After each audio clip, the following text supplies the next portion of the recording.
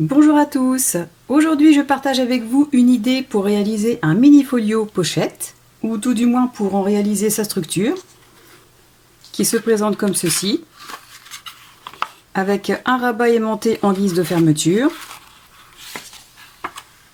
qui donne accès à cette partie, puis sur une des pages centrales on y trouve une pochette, à l'intérieur, et vous verrez sur celui que j'ai réalisé avec une collection, l'ensemble sera maintenu.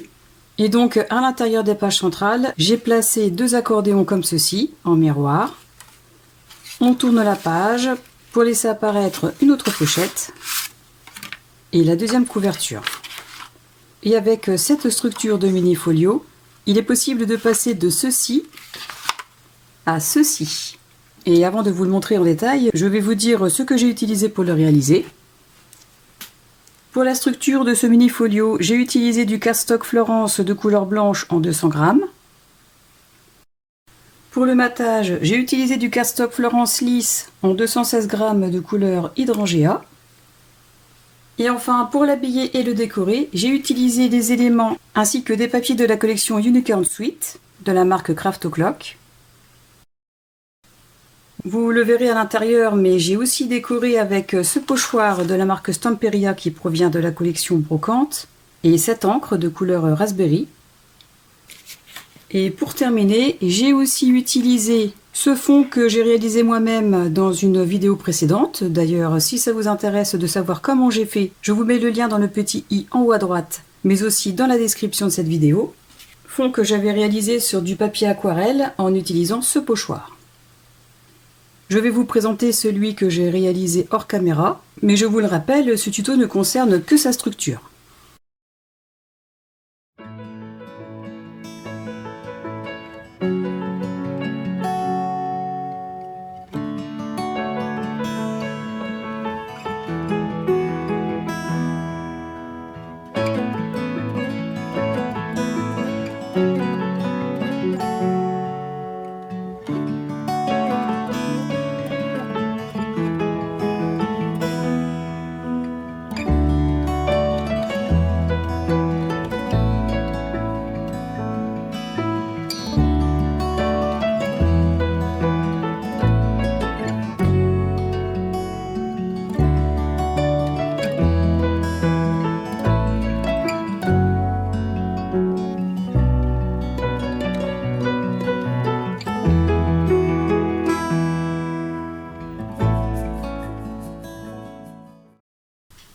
Pour réaliser ce projet, je vais avoir besoin de 3 feuilles en format A4. Alors ces feuilles-là sont des feuilles très fines puisqu'il s'agit d'une démonstration. Mais pour réaliser le projet que je vous ai montré en début de vidéo, j'ai utilisé du cardstock Florence en 200 g de couleur blanche de la marque Weissen Creative. Ce qui est très intéressant dans ce projet, c'est que pour réaliser la structure, il n'y aura aucune découpe et que du pliage. Et qui dit zéro découpe dit zéro chute. Dans la première feuille A4, je vais faire un pli dans les 21 cm à 10 cm et un second 1 cm plus loin, c'est-à-dire à 11 cm. Et dans les 29,7, je fais un pli à 21 cm. À l'aide de ma règle et de mon plioir, je marque les plis.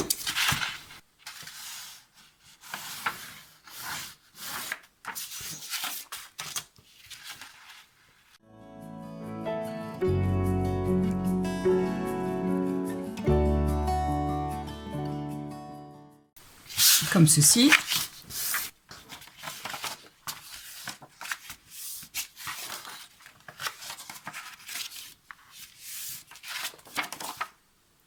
Vous l'avez donc remarqué, cette petite partie va se mettre sur celle-ci, de façon à former une pochette de ce côté et de ce côté. Alors ici, comme il s'agit d'un prototype, je ne vais pas décorer, mais si vous voulez coller cette partie ainsi que celle-ci pour former une pochette, eh bien, avant de coller ce bord, il vous faudra mater cette partie en faisant en sorte de laisser dépasser le papier décor de quelques millimètres à l'intérieur de la pochette. Et de faire la même chose de ce côté, bien évidemment. Vous avez aussi la possibilité de laisser ces deux pochettes ouvertes comme ceci, mais moi j'ai préféré les coller. Pour créer les pochettes, vous pouvez utiliser soit du scotch double face en 3 mm ou alors tout simplement de la colle blanche. Et je vous le répète encore, moi il s'agit d'un prototype de démonstration et donc avant de coller les pochettes, de votre côté vous devez déjà décorer ces deux parties. Je pose un filet de colle sur ces deux parties, comme ceci. Pas la peine d'en mettre ici. Je ramène cette petite partie sur la plus grande, j'ajuste les bords et j'appuie pour faire adhérer. J'essuie le surplus s'il y en a. Et nos deux pochettes sont formées. Je mets la page centrale de côté. Je prends une deuxième feuille à 4. Dans les 29,7 cm, je vais faire un pli à 9. Un suivant à 18 cm et un dernier à 27 cm.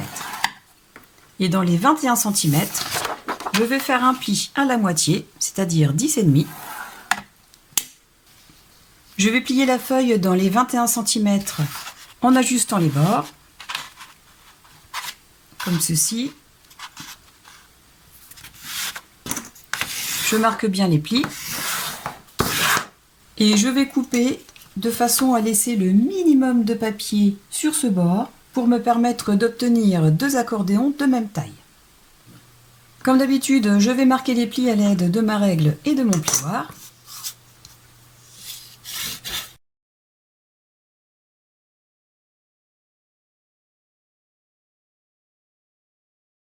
Et comme il s'agit d'un accordéon, je vais marquer les plis dans les sens opposés. C'est-à-dire celui-ci dans ce sens, le suivant dans l'autre sens, en ajustant bien évidemment le haut et le bas, et le dernier pli dans le sens inverse, comme ceci. Je fais la même chose avec celui-ci. Voilà ce que j'obtiens. Je reprends la base centrale, les pochettes vers l'extérieur, comme ceci, et je vais placer les accordéons de cette façon.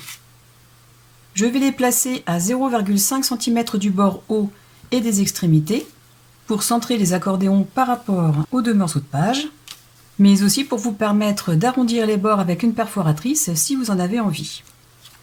Je commence par mettre en place l'accordéon dont la patte de collage est de ce côté et l'ouverture de la dernière carte vers l'intérieur, comme ceci. J'encolle la patte de collage.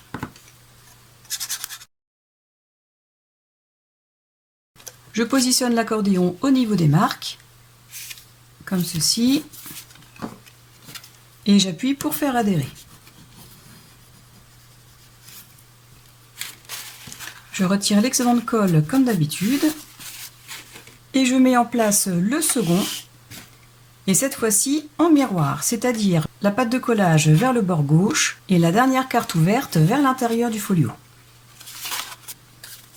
Je le place aussi au niveau des marques. J'appuie pour faire adhérer.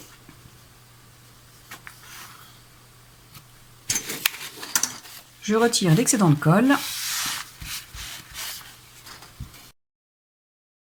Les accordéons sont mis en place dans la page centrale.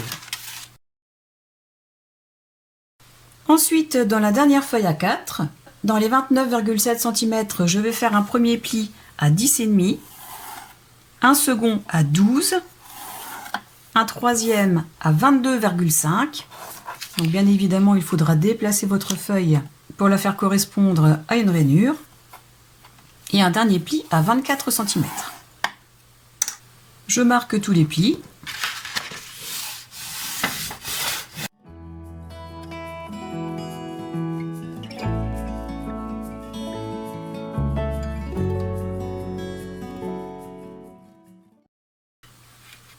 Et comme la fermeture de ce folio va être aimantée, j'ai tracé des repères à 3,5 mm du haut et à 2 cm du bord gauche, en haut et en bas, mesure que j'ai reprise aussi sur la dernière partie de couverture du folio, ce qui va me permettre de pouvoir le fermer comme ceci. Tout comme la page centrale, si vous avez décidé d'arrondir les angles ici et ici, Pensez à le faire sur les 4 angles, c'est-à-dire ces deux-là et ces deux-là, pour avoir une belle harmonie. Ensuite, j'ouvre la feuille qui me sert de couverture. Je prends la page centrale. Je vais encoller cette tranche et la placer sur celle-ci en la centrant bien par rapport à la droite et à la gauche des deux plis.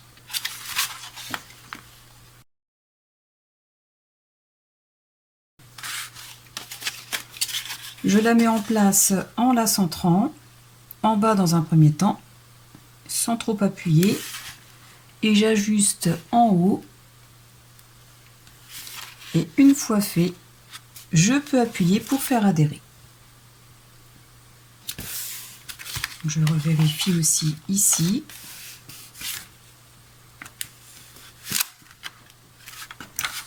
Je prends mon plioir et je fais adhérer. Je n'hésite pas à insister en pliant la page centrale de cette façon et en appuyant. Et pareil de ce côté. La page centrale avec les accordéons est mise en place à l'intérieur du folio. Il vous restera donc à le décorer, sans oublier de placer les aimants au préalable. Vous pouvez aussi très bien rajouter des pochettes à l'intérieur de cette page centrale, mais d'en placer aussi une ici, par exemple une pochette en triangle, et une autre ici.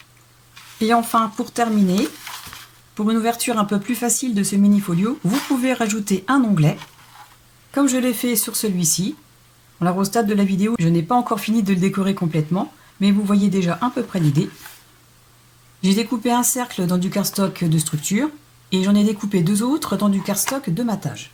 Alors vous pouvez très bien utiliser une perforatrice dans ce style, ou bien des matrices de découpe. Ce tuto est à présent terminé, j'espère qu'il vous aura plu, et vous voyez qu'en partant d'une simple structure comme celle-ci, il est possible de réaliser de superbes projets, et ce, suivant les collections que vous choisirez. N'hésitez pas à me dire en commentaire ce que vous pensez de ce petit projet. Dites-moi aussi avec quelle collection vous penseriez réaliser ce genre de mini-folio, car je serais vraiment curieuse de le savoir. Comme d'habitude, si vous avez aimé, pensez à cliquer sur le pouce vers le haut, à vous abonner à ma chaîne pour ceux qui ne l'ont pas encore fait et à la partager pour me soutenir. Très prochainement, je commencerai le tutoriel d'un nouvel album avec une collection qui ira très bien avec la saison qui arrive. En attendant la prochaine vidéo ou le prochain tuto, je vous souhaite à tous de passer une excellente journée et je vous dis à très bientôt. Au revoir!